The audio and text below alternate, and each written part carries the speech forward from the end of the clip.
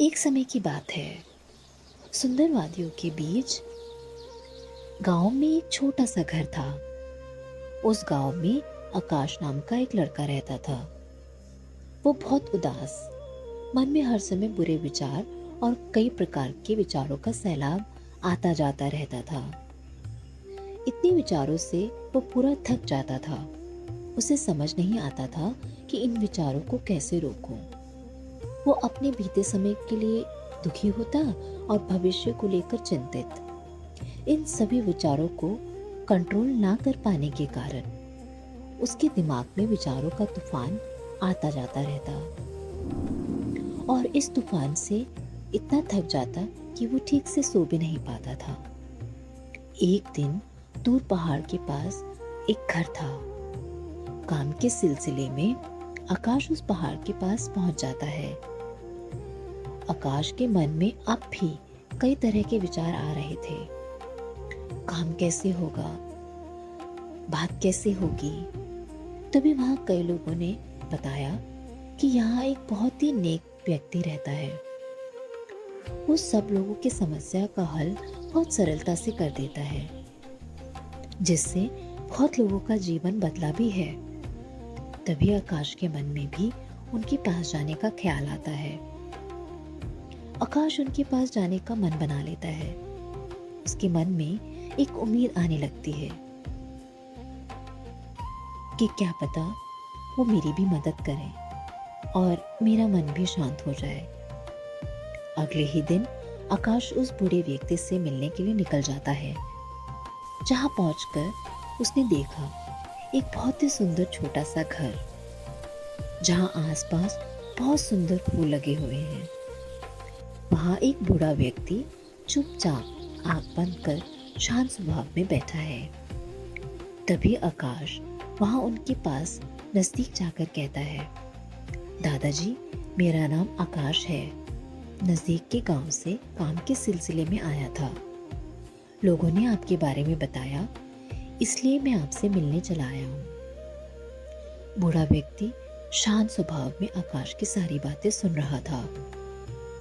आकाश ने बोला, मेरा मन बहुत ही बेचैन रहता है। मैं ठीक से सोच भी नहीं पाता हूँ। मुझे ये विचार कोई भी काम अच्छे से नहीं करने देते। मुझे मन की शांति चाहिए। क्या आप मेरी मदद कर सकते हैं?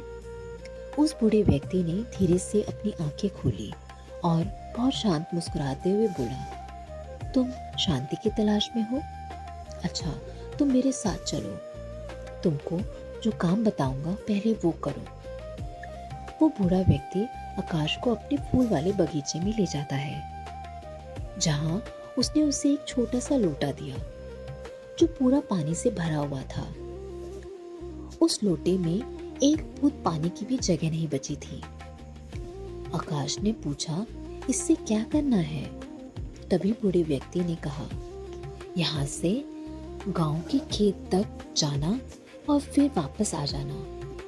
पर याद रहे, एक बूंद भी लोटे से पानी नहीं गिरना चाहिए। आकाश को कुछ समझ नहीं आ रहा था। तभी बूढ़े व्यक्ति ने थोड़ा मुस्कुराते हुए कहा, अपना सर्वश्रेष्ठ प्रयास करना।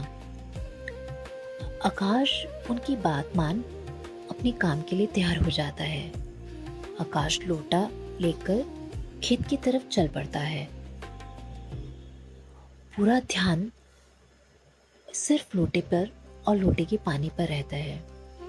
बीच में उसे कई लोग दिखते हैं, खेलते हुए बच्चे भी मिलते हैं, पर आकाश का पूरा ध्यान केवल लोटे और पानी पर रहता है।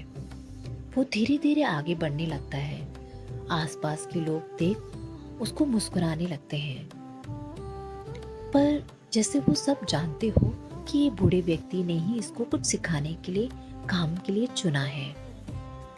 तभी आकाश उस बूढ़े व्यक्ति के पास जाकर पहुंच जाता है और मुस्कुराकर कहता है, दादाजी, मैंने एक बूंद पानी गिरने नहीं दिया, अपना कार्य पूरा कर लिया।